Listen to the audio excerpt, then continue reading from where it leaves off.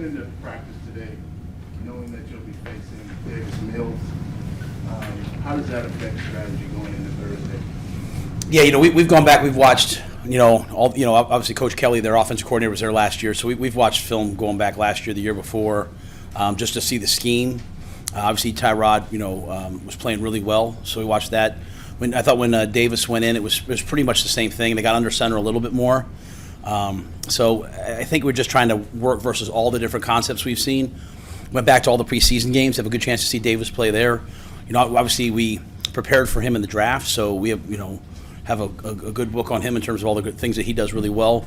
He's an excellent young quarterback. I thought when he went in there, he played well. He had some adversity early on, backed up situation, but then he moved him right down. In 2 minutes, they had a chance to make it a one-score game. So we've watched all that. We're also preparing for Jeff Driscoll, who's come in. You watch him in the Dallas game. He's running some, zone read. So we're preparing for all the zone read stuff. So I don't think too much changes on our end. It really can't on such a short week. Matt, what did you like about the run defense for you guys this last Sunday, and how important will that be against this offense?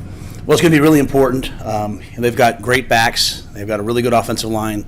They have a good scheme. They challenge you with motions and all sorts of things that make you change your strength. As a quarters team, you're having to push things. You're having to, spin safeties, all this different stuff. So it'll be a challenge. And they're going to continue to run the football. They run it on first down.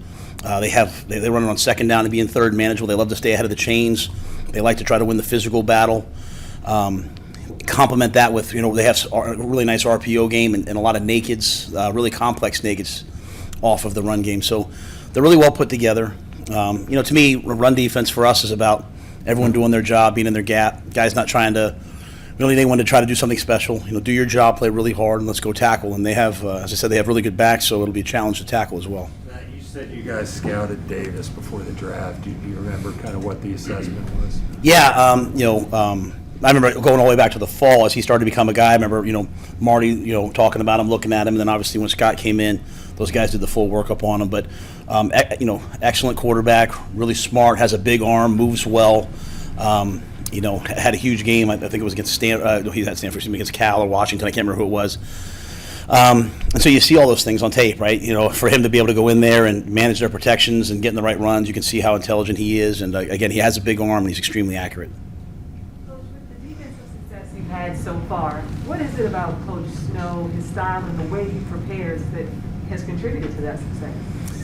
Yeah, I think number one, he has a great staff and he listens and works with his staff. I think all those guys bring something special to the table. There's guys that have been with Phil for a long time. There's guys that came in last year, and I think they've blended, Jason Simmons and Don Johnson and Al Holcomb, their longtime NFL experience with Mike Saravo, Frank Ocam, Evan Cooper. So we have this unique blending over there, which I think is awesome.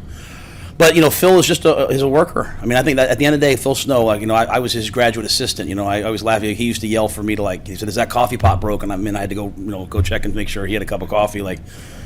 He is a special man, a great coach. And I've never coached a game as the head coach without him as my defensive coordinator. And we won at Temple in the 4-3. We won at Baylor. We switched to a 3-2 stack. We came here last year playing 4-3 over.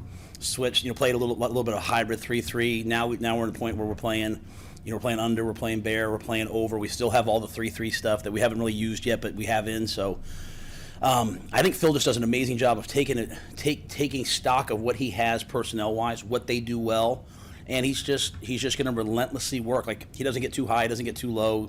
If we have success, it doesn't matter to him. We finished the game on Sunday, and I don't think he left the building. I mean, he literally showered, grabbed a sandwich downstairs, and then went upstairs and started working. We came in the morning. We had to remind him to COVID test because it was Monday mornings we COVID test. He hadn't been out and come back in yet. So he's an example to all of us young coaches. I'm not a young coach anymore, but I was, of what it means to work and do things the right way. Man, week one you guys faced another rookie quarterback and you threw a lot at him purposely without giving away the game plan. I imagine you do the same this week. And what types of things can you do to take advantage of a rookie? Yeah, I mean, I think we, Phil has a game plan to react to the situations. So, I mean, obviously we have a third down plan. We look at people's protections. We look at the routes that they run. Is this a zone game? Is it a man game? We usually have a lot of everything in. as much as the guys can handle. I think the key against this team is getting them into those third and long. They do a really nice job of being in 3rd and 4, 3rd and 5, 3rd and 6, 3rd and 3. So you have to stop the run. And, last week it was a wide zone run game. The first week was a wide zone run game. These guys have wide zone, but they also have power. They also have counter. They also have, quarterback read. They also have dual. So they have all the runs. And so it just brings a unique set of challenges. But in terms of facing a rookie quarterback, at the end of the day, like, one thing about the National Football League, they don't care if you're a rookie or if you're 15 years in. It's just the quarterback. And so I don't think there's anything we're not really based on trickery. I don't think there's anything we can do to trick anyone. I think we have to stop the run, create turnovers, and we have to be way better in the red zone. We've been in the red zone 3 times, 2 times be NFL. We call the red zone 25 and in. So 3 times we've been inside the 25, 3 times we've given up a touchdown. So I know our defense is anxious to prove that we can play better red zone defense, and they're one of the better red zone offenses. So there's a lot of things that we have to do well to have a chance to win the game. Matt, is this the most multiple of a defense you've been around in your career in terms of the variation of fronts and the different interchangeable parts you guys have that you can implement? We did a lot of this last year as the year got on. I mean, there was a time early in the year where we were kind of struggling in coverage, and so we just kept it a little simpler. And then I think, you go back to the Lions game, we pressured a ton. And really the end of the year, we were doing a lot of this stuff. So, we were maybe a little more multiple last year in that we were in more of the 3-down stuff. We like to run 3-down versus certain teams. This is a good, this is a team that, that kind of fits, try to take away some of the downhill power runs, force more wide zones. So I think Phil looks at it every week and sees like, hey, what's right, what's good for us, and then again, what do our guys do well? We don't ever want to make it too much about the opponent. We have to take away what they do well, but we also have to play to our players' strengths, and so a lot of our guys are doing a nice job. Matt, when looking back on the film, was there a common thread in the slow starts from week 1 to week 2, and what are you kind of looking at too? When you say slow start, what do you mean? I think you scored 30 points in the second half. Slow starts in the second half. Yes. Yeah, it's for me. It's hard for me to even go back to last week. I mean, we have to be better, obviously, but I'm so focused on this week and just kind of moving ahead. Like, it's unique. I told the guys I woke up today. It's Tuesday, but it's also Friday. You know what I mean? Like, it's Tuesday after a game, but it's Friday before a game. So, I think when we go back and look at the times where we don't have success on offense or defense, for us, it's all about our execution, our assignments. We're not a team that wants to have a ton of my bads. We just want to go out there and everyone do their job and understand that we believe we control how we play, and so anytime we've not had success, I'd say that it's been that hey, everyone hasn't done, coaches, players, everybody, like we haven't done our job at the level we want to. So, and we're going to try to put 60 minutes together, but we also understand there's highs and lows to a game, and great teams ride the highs and lows of a game, and at the end of the day, this game will be won in the fourth quarter in the final 5 or 6 minutes, and so we're going to do everything we can to put ourselves in a good position for that. Matt, is it easier to coach through adversity or through prosperity? Yeah, I would say adversity, if you can block out the noise. When you're having adversity, last year when we lost a couple games in a row, if everyone can block out the noise and not start questioning everything, if you can just stay focused, really, these guys in this locker room and in all NFL locker rooms, I mean, they're winners. And so when things aren't going well, they're going to buckle down and they're going to say, okay, what do we need to do to win? And you're going to have elite practice, elite preparation. You're going to get guys' best games. Let me finish. I'm sorry. So when you second part of your question was when you're having a ton of success, naturally all of us, right? I always tell the guys the hardest thing to do in the world is not become the heavyweight champion, but stay the heavyweight champion, right? Like, just when you have a ton of success, sometimes you can ease up. At the end of the day, we've won 2 games. I mean, if what we did last week seems special, at the end of the season, we didn't have a very good season. So, we try to be what's next, not as a slogan, but as a way of life. And so, and I think when you turn the tape on, it becomes instantly clear how good a team we're facing. I mean, when you watch their front seven, when you watch Justin Reed, when you watch Mark Ingram, you're like, okay, this is going to be one heck of a football game. I'm sorry about that. I'm sorry to interrupt. It's hard for me. I can't tell. You guys all have the masks on. It's the hardest thing in the world. I can't tell who's asking me a question, so forgive me. Did you guys put Elflin on IR, or is that the plan? I don't know what Scott's. I know what we're planning on doing. I don't know what Scott's done yet, so I'll probably wait and have him. I don't want to say the wrong thing, but I think he's not going to be available to us for a while. So. With Matt down, is this an opportunity for maybe Michael Jordan or Deontay to step up and get some reps? I don't think that's probably the plan yet. Dennis Daly will start, and then we'll have those other 3 guys ready. What's the outlook on Etor? he was feeling like he could play this game. I don't think he'll play this game, obviously. So I'm hopeful for next week. It's a low ankle. It's not a high ankle. So I think it's one of those deals where it's on the inside. Like, I'm not a doctor, so I don't know. They say, like, when it's on the inside, it can be a little. So we'll have to just kind of wait and see, play it by ear. But I know he was thinking, hey, he felt good, so he was thinking maybe I'd have a chance. But I just don't see it happening. Just to clarify, you said looks like Pat is going to land on IR. I did not say that. I said I just Scott hasn't said it. I probably should have asked him on what we've done so far.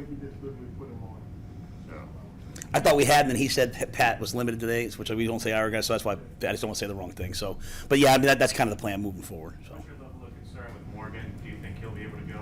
Yeah, I think Morgan will have a chance to go. We'll have to wake up on game day, get to the game. If you know Morgan Fox, there's that's a true pro. That's a guy that wants to play. So he's doing everything possible to get himself ready to play. He was out there today. Getting whatever he could mentally. I think he'll be he'll have a chance to be ready to go.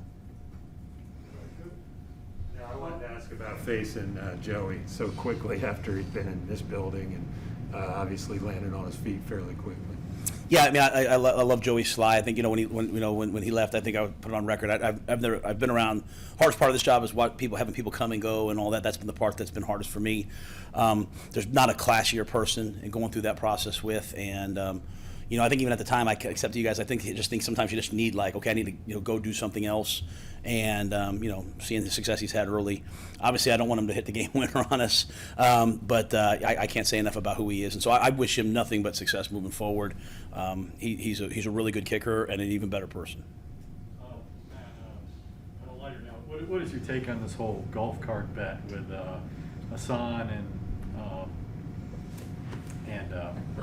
Burns on the other side? Sorry, I have no idea. Oh, you have no idea? Whoever gets the most sacks, the other guy has to buy a golf cart. I mean, is that stuff like that good for right? I don't know. I'm sorry I don't pay attention to too much of that stuff. I like seeing Derek Brown up here. Let me say this: I like seeing Derek Brown up here yesterday in a Penn State jacket. I'll say that, and I like the donut he delivered to my office as a Penn Stater. So shout out to Coach Franklin and those guys. But no, I mean Burns and Hassan is fun. I think all that's good. At the end of the day, I want these guys to have fun. This is a great locker room that we have. We have a good thing in terms of that, so I'm glad they're having fun. But I don't know why I didn't hear that, but I didn't. So my son will probably tell me about it. I'm sure he's heard about it. And that seems to be working out pretty well. You guys brought in Hassan to kind of free up Brian a little bit. That's seemingly working out. Yeah, I think when you watch our defense right now, when we've had success, it's been everybody. It's been the coverage. It's been guys inside pushing the pocket, getting pressure. I mean, that's one thing I've wanted our defense to understand and our team to understand. You win by everyone kind of doing their job, and as we have success as a team, you'll have success as an individual. So instead of trying to do too much, just do your job really well. Trust the guys around you. So, to me, it's not just about Brian. It's not just about Haas. It's about Derek. It's about Shaq. It's about all these guys kind of doing their job at a high level. It's about the game that Dante played. But again, none of that matters. Golf cart, none of that matters if you don't play your best game Thursday night. So all I really care about is hey, we got to have to stop the run and play against a really good Houston Texans team. What's the deal with the donut? What's that? What was the deal with the donut? I don't know what that was, but I think Derek bought donuts to make up for it. He talked a lot of trash to all the Penn State people. We've got a lot of Penn State guys in this building, and he had a lot to say to Daquan and Yetur and my son and me and Jeremy Scott, our strength coach, and Gus Felder, player development. So, he's had a whole different demeanor this week. So. Is it easier to rebuild a defense in the NFL than it was at college? Because it seemed like that was the one thing that took more time to develop at Temple and Baylor. Temple, to be quite honest, was like year 2. We were pretty good on defense. Baylor took 2 years of just first year was bad, second year was okay, third year. I think the biggest thing about Phil is when I say we changed a little bit of our deployment, but it's all the same words, it's all the same. One thing Phil doesn't do, he doesn't panic. So we just tailor it, but it's still the same concepts. If you played for us at Temple and you're here now, we might feature different things, but it's all the same words, same system. I just think at this point, in college you're recruiting some kids to come in and change. Now there's transfers now, but if you're recruiting kids, you kind of bring them at 18. You're hoping hey, in 2 or 3 years we'll have a pretty good defense.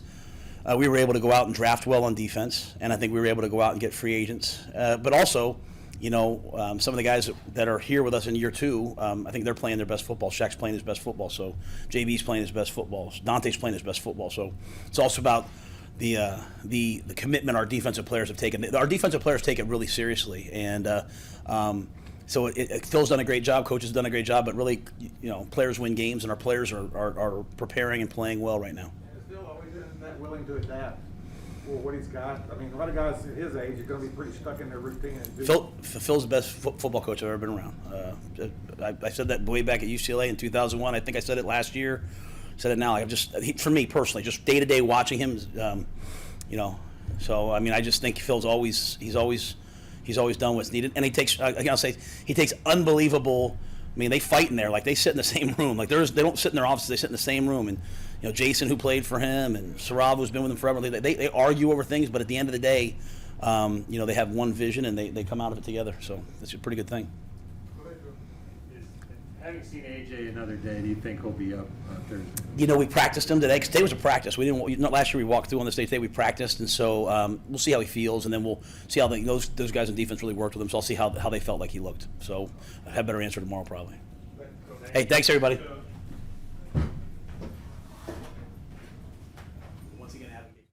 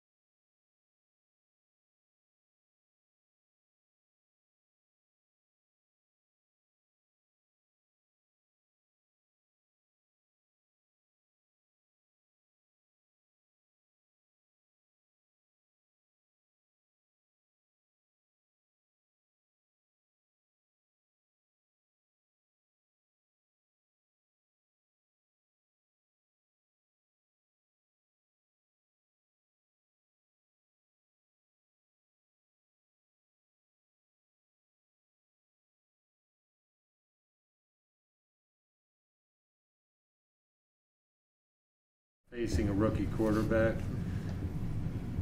I'm assuming your reaction is similar, or what is it? Yeah, like it's the same things I said before, but at the end of the day, we still got to be on our P's and Q's. So we can be, it's still gonna be a challenge. You know what I mean? So we still got to be on our P's and Q's and follow our keys to victory. Have you had a chance to see him on film yet? And if so, what were your impressions? Yeah, I saw a little bit of him. Solid quarterback. He's still young, so there's a lot of learning to do. But at the end of the day, he's just another guy back there.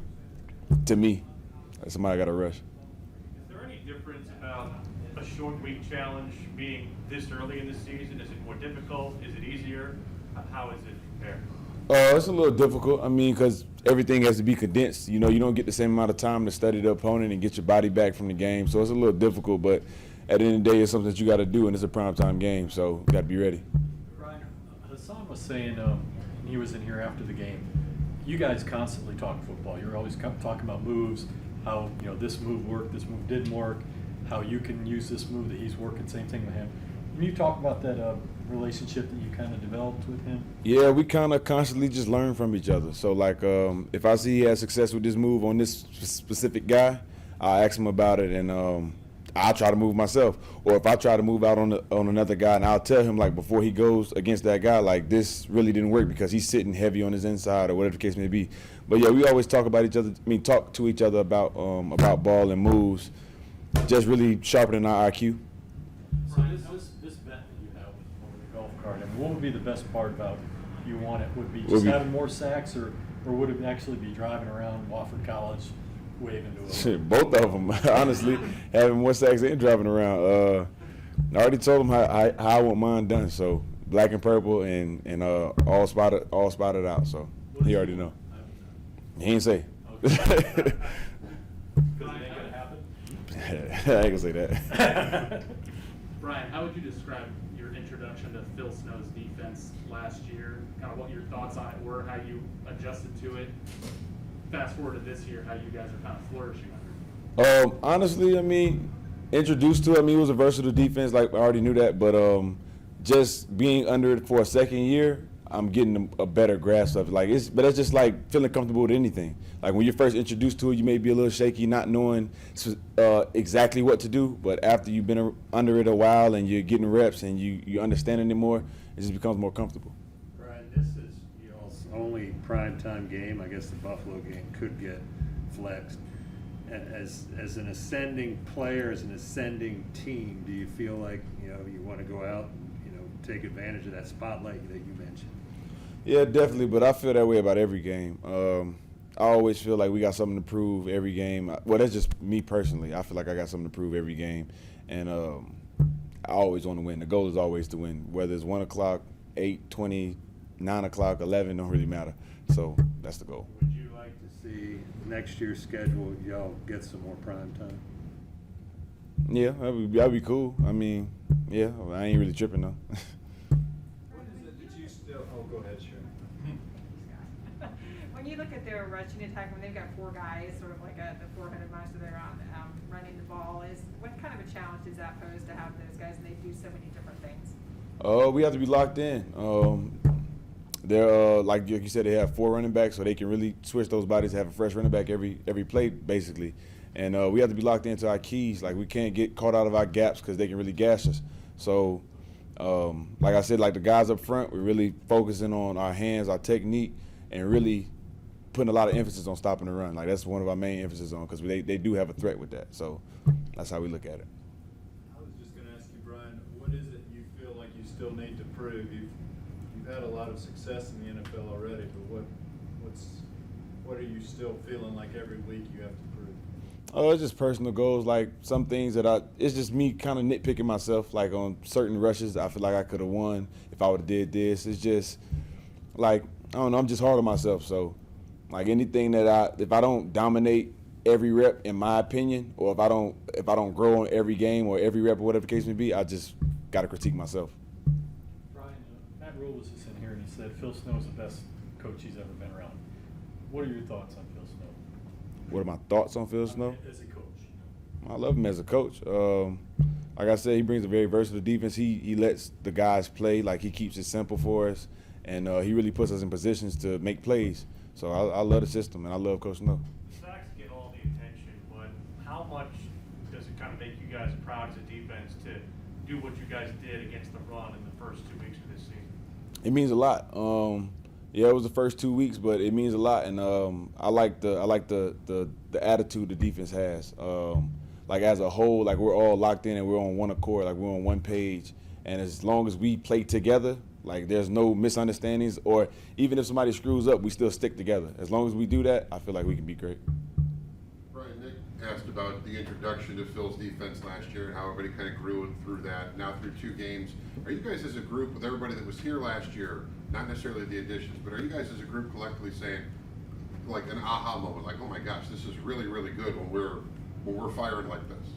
Yeah, yeah, for sure. I mean, we still got a couple kinks and everything that we got to work out. You know, that's always the case. But it's definitely grown on us. Like at first, like I said, everybody was a little uncertain on how he wanted things to be. But now we have a complete understanding on how things should be. So I guess, yeah, you can call it an aha moment. But yeah, that's basically it. Hey, the last question from Joe. Did you go to the Knights batting practice deal a couple weeks ago when some guys hit? No. Did you hear about Shaq apparently hit a couple out. Did you I knew Shaq used to play baseball. I knew he was good at that, but nah, I didn't go. Does Shaq, besides that story, like, do you have an anecdote that might sort of reflect Shaq's athleticism? An anecdote? Example, anything you've seen from the last 3 years? I don't know. He's just good in a lot of things. Like Shaq can really do a lot of things. I didn't even know he played baseball at first. I heard that through some of the guys on the team. But just like everybody else, like DJ, I think DJ used to play baseball. But yeah, he's just an athletic cat. That's all. All right, thank you. You good? All right, Joe. All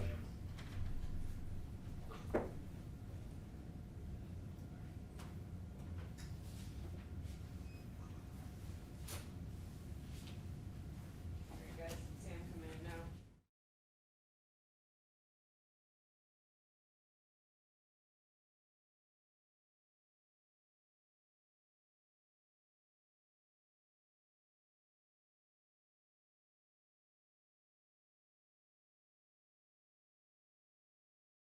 How is it for you getting a game plan in when everything's condensed, and what do you have to do differently? Yeah, I mean, everything's just, I mean, it's condensed, you know what I mean? Especially as, you know, getting ready. Usually you have Monday off, or Monday you come in, watch the tape, kind of start to get ready for, which would be the Texans, and then, you know, you're kind of off Tuesday. Guys come in, get treatment, do whatever they have to do, watch some more, and then, I don't know. Yeah, you're just taking the week on a little slower. But when you have a Thursday night game, it's ramped up. You know, you're starting really Sunday night. You're starting to look at them a little bit, and then you come in Monday and it's full go. So, I mean, yeah, it's just a condensed schedule from what it usually is. I feel like having that condensed schedule eliminates some of the ordinary distractions in a normal way. I mean, there's definitely less time for distractions if you have some, but you know, it just is what it is. You know what I mean? You got to come in, you got to spend the time on the game plan, and that's pretty much it. You just have to, every day is, you know, every hour it seems like just you got to keep grinding and making sure that, because, you know, first and second down will go in, and then, you know, the next hour, third down will be in, and, you know, red zone the, you know, hour after that. So, I mean, everything's just kind of piles onto each other, and you just got to, you know, mentally be ready for it. The two first halves you've had against New Orleans and New York were some of your best physical halves that you've had in your career. What do you attribute to that? And two, how did it feel compared to, you know, the other quarterback that you played previously in your career? Yeah, you know, I think just speaking on my experience here and what we've done, you know, I just think everyone playing at a high level and the communication being awesome. And, I mean, third down was huge for us last week, you know. So, obviously it's a huge thing for us every week. You know, if we have a high, you know, conversion percentage on third down, usually as an offense, you usually have a good game, you know, as long as you finish in the red zone. So, you know, I think that's just it. You know, we were good on third down and we kept drives alive. I think that's really all there is to it. How tangible is an increase in confidence, like it seems like you've had over the first couple of weeks? Yeah, you know, I think for us as an offense, we've just been very consistent. You know, I think we kind of see lulls, you know, a little bit to start the second halves of the last couple games. But again, you know, we got to, you know, get prepared for this Texans team and understand, you know, coming out of the second half, we got to, you know, bring the juice. What did you see during those lulls after halftime? What goes into that? What does that look like? You know, I think it's just we got to make sure that we come out with more energy. I think that's it. Is part of that kind of the halftime adjustments and halftime routine? I mean, it could be. I think, you know, for us, it's making sure that as players we take it on ourselves to come out with more energy and attack the second half like we did the first half. So when you look at this Texans defense, I mean, they've already forced 5 turnovers, seem to be more aggressive than they have been at least last year. And what are your impressions of them, and particularly that secondary in just a minute? Yeah, I mean, they're solid.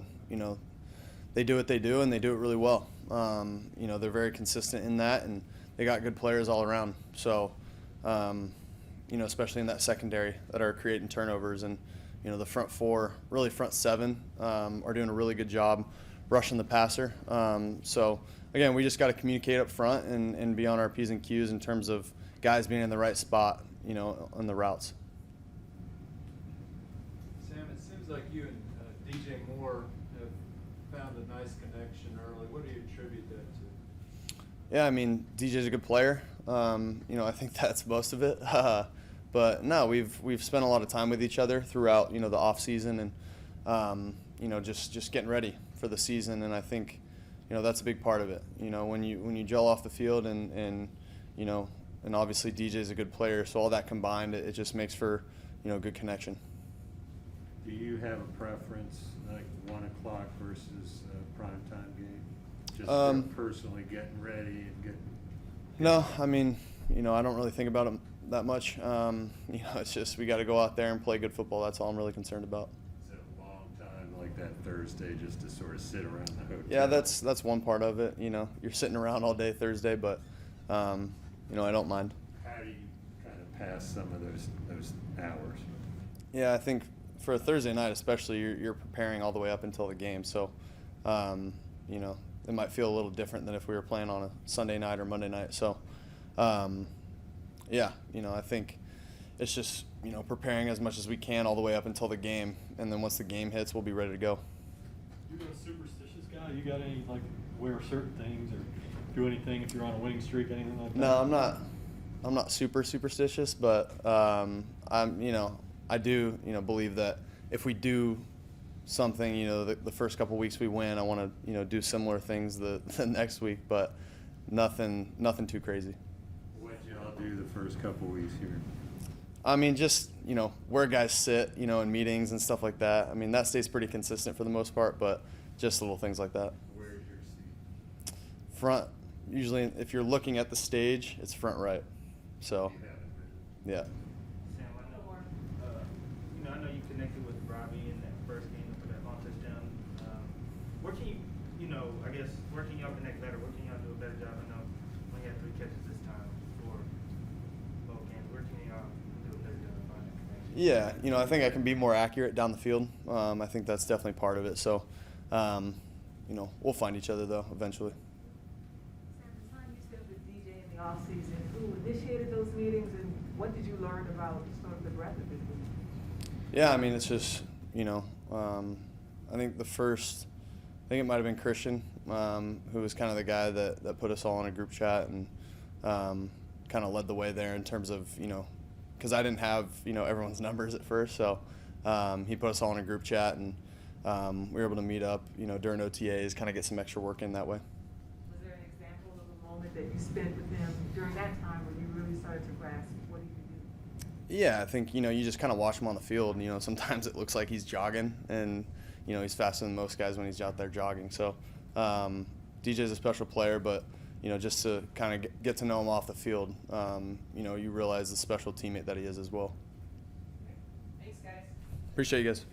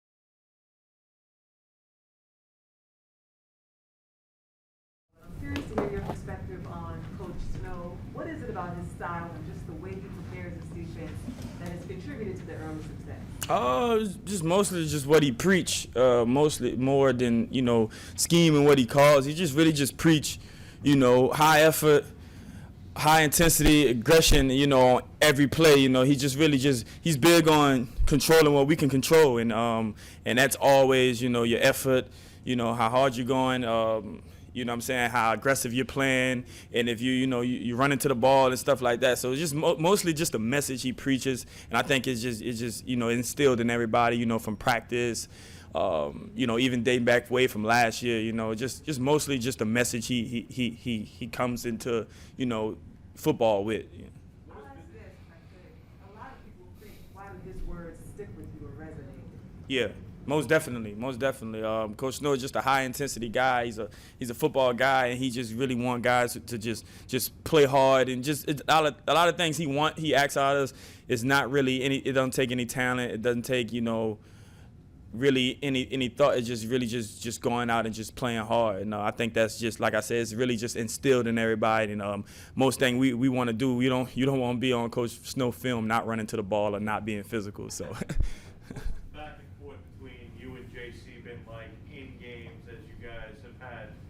Pretty good combined success so far to start the year?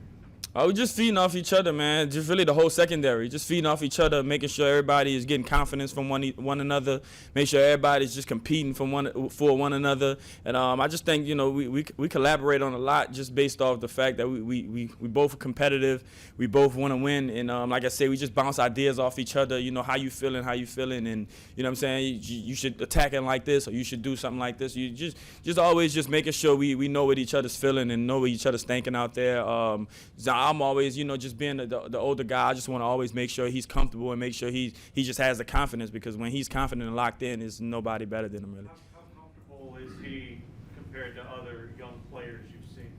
I mean, he's right up there with, some of the best, young guys, you've seen, around the league throughout the past few years. He's been in it. He's been taking on a big dog role. He was inside. He played inside a lot against the Saints. Just moving around. He want to learn everything. He want to be everywhere. He just want to be where the ball's gonna be. So he never could.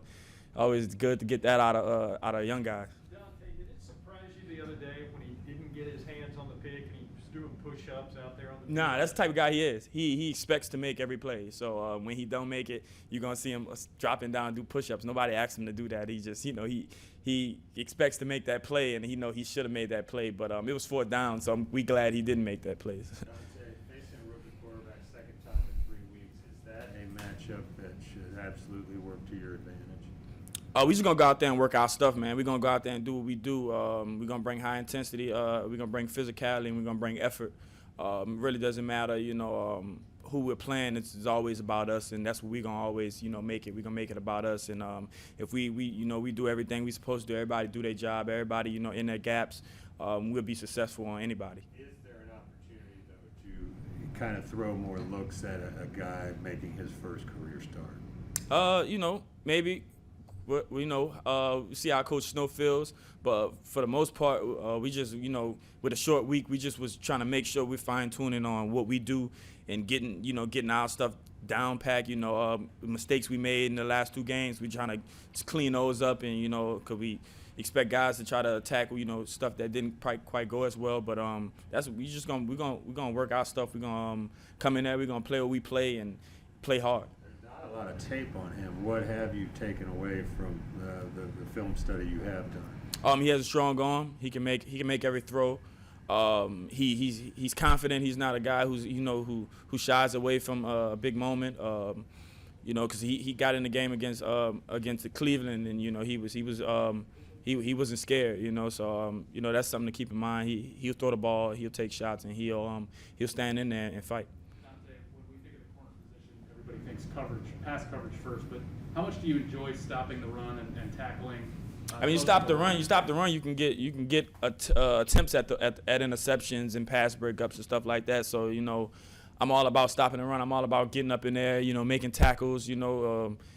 Guys, fitting their blocks. Some guys get out of their gaps. I'm all about coming down and cleaning up. I think as a secondary, that's one thing we we emphasize and we don't quite take for granted. We gonna come up there and we gonna tackle and we gonna fit the run because Coach Snow expects us to. So. Knowing how much adversity you went through last year with your toe, how gratifying has this first couple of weeks been, just not only be on the field, but to be a part of the success that this defense has been individually? It was great. It was great. Dante, when you look at Stand. the receiving core that they've got, I mean, Brandon Cooks obviously leading the way. What are your impressions of him and that group? Brandon Cooks is a savvy vet. You know, he's been making plays in this league for a long time. 1,000-yard seasons with you know, like 3-4 different teams. You know, so he's definitely a guy that we're not overlooking. He's definitely a guy that we want to make sure we keep an eye on. You know, he has a rookie quarterback, so he's gonna obviously go with the guy who he's most comfortable with, who he's seen make plays, and I'm sure we all have seen Brandon Cook makes a ton of plays. So yeah, he's a guy we're gonna definitely have to keep an eye on and make sure we know where he is. What's a way that example of how Phil Snow, 65, has bridged that age gap with you guys, communicating with them and all that? Coach Snow's a young guy, man. You think he's old? Coach Snow is young. He fits right in with this group. He fits. He's a lot of personality. You don't want to get him mad. You know, you want to make sure you do your job. You don't want to see the bad side of Snow. Yeah, you know, but he definitely matches the character of this defense. He matches the personality of this defense, and a lot of days he's the thing that gets this defense rolling, just by the stuff he says in the meeting, or you know, he might make a funny remark at Brian Burns during a meeting or something, because he always makes funny remarks at Brian. Yeah, you know, he definitely fits this group. You know, he's the right lead man, if you ask me. What are some of those funny ones? Oh, Burns has this thing where he always asks Coach Snow, like, "Oh, you up in them?" You like in the morning, like, "You up? You don't look like you up." So he will always come back with something at Burns, not for the media, but yeah. Dante, what's the biggest challenge for a player to go from a Sunday game and prepare for a Thursday game? Is it The rehab, biggest rest? big challenge is, you know, you obviously want to, you know, watch as much film on the team you're playing. You obviously want to know what they're going to do. You know, usually you have, 4 or 5 days to do that, 6 days to do that. But now you have like 2 or 3. And you also want to, you know, make sure your body is right, make sure you're feeling right, make sure you're not still sore, you're not feeling anything from Sunday. So I think it's like a mix. You know, you got to have a fine, like, mix in between of, you know, getting your film study and getting, you know, everything that you want to do preparation-wise, and, you know, making sure you're getting your massages, making sure you're in the tubs, and, you know, you're doing all the stuff to make sure you feel good out there, too. So I think that's probably the biggest challenge, is trying to, you know, mix both of them. 1 or 2 more. Dante, on a lighter note, you probably heard about the bet between, you know, Reddick and Burns. Whoever wins gets a golf cart from the other one. Have you heard about that yet? Oh, wow. Oh, you hadn't heard about that? Well, who do you think will win that contest? I'm not in Who will that. have the most sacks? I'm not picking that, man. I hope they both win. That means just more passes in the air for us. So. What have you noticed from AJ since he's been back, not just physically, but what he's meant to in the room? Oh, he just definitely brings. Even when he was in the room, he always kept up talking, FaceTime. You know, he always talked to us. You know, because he never stopped watching film. He never stopped preparing. So just having that back in the room, that we can actually, like, you know, physically, you know, be with him and physically look at his notes and stuff like that, is always a plus. You know, especially for a young group. You know, AJ has been in the fire a lot, you know, throughout his career. So he's definitely a guy who knows. He teaches how to watch film and teaches us what he writes down and what he looks for in film. So just having that back in the room after 2 weeks of not having it and getting used to it in camp, it's definitely a plus. We're excited to have AJ back, not just what he brings physically on the field, what he can do, but just mentally, you know, how he can help everybody out in the room with the way he prepares. When he first got here, how long did it take you, like in OTAs, to realize that's how he was? That's what he was. Oh, not long at all. I kind of had he was one of my favorite players, you know, back in his Houston days and when he went to Jacksonville. So I kind of already knew, you know, what type of player he was. A very, very savvy guy who really watched film and he really takes stuff from it. So yeah. Thank you, Dante. Thank you, guys.